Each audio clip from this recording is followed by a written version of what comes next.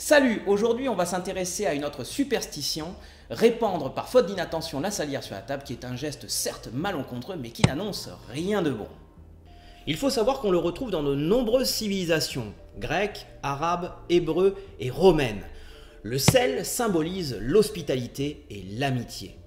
Depuis des millénaires, il fait partie de notre vie et de notre culture, puisqu'il est associé à toutes les activités humaines. Il est à la fois un assaisonnement indispensable pour les plats, un excellent conservateur, mais aussi un agent corrosif et destructeur. Ce n'est donc pas surprenant que dans de multiples civilisations, les croyances qui lui sont associées sont multiples et divergentes. Comme nous l'avons dit, le sel est le symbole de l'amitié et de l'hospitalité. Dans l'Antiquité, lorsqu'on accueillait un étranger, on lui offrait du pain et du sel. Le symbole est intéressant car cela signifie que l'on est alors attaché à lui, il symbolise une sorte d'alliance aussi indestructible qu'incorruptible. Chez les Romains et bien d'autres peuples, il représente le lien avec les dieux et il est utilisé dans de nombreuses cérémonies sacrées. Il faut saupoudrer les offrandes divines de quelques graines de sel. Il sert également pour les bénédictions. Par exemple, chez les Hébreux, le nouveau-né est frotté avec du sel, alors que chez les chrétiens, on imbibe les lèvres du bébé pour lui donner la force divine et le purifier du péché originel. Cette substance représente aussi la sagesse de Dieu. Jésus a déclaré à ses disciples « Vous êtes le sel de la terre ».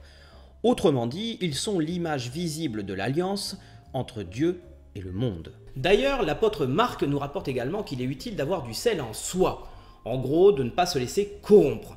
Mais inversement, le sel représente la stérilité, car une terre qui est salée va devenir aride et inhabitable. Après avoir conquis une ville, les Romains prirent l'habitude de la raser et de répandre sur le sol du sel.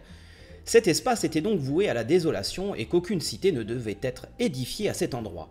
Ce fut le cas de Carthage en 146 avant Jésus-Christ. Le sel peut aussi servir de punition divine. Dans la Bible, les villes de Sodome et Gomorrhe et leurs habitants furent punis par Dieu en raison de leurs mœurs légères et de leur dépravation en faisant tomber une pluie de soufre et de feu.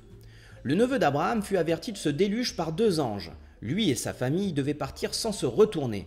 Malheureusement, sa femme se retourna et fut aussitôt transformée en statue de sel. Le sel est aussi utilisé dans les procédés magiques. C'est un excellent purificateur, protecteur, mais aussi permet de bannir les mauvais esprits et les démons. A savoir que le sel est banni également des cérémonies sataniques et des repas des sorcières lors de leur assemblée nocturne.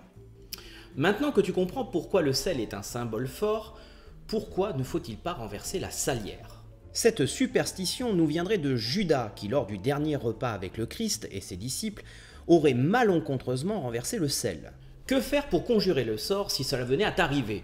Il te suffit de prendre une pincée de sel et de la jeter par-dessus ton épaule pour conjurer le sort et écarter par la même occasion le mauvais esprit.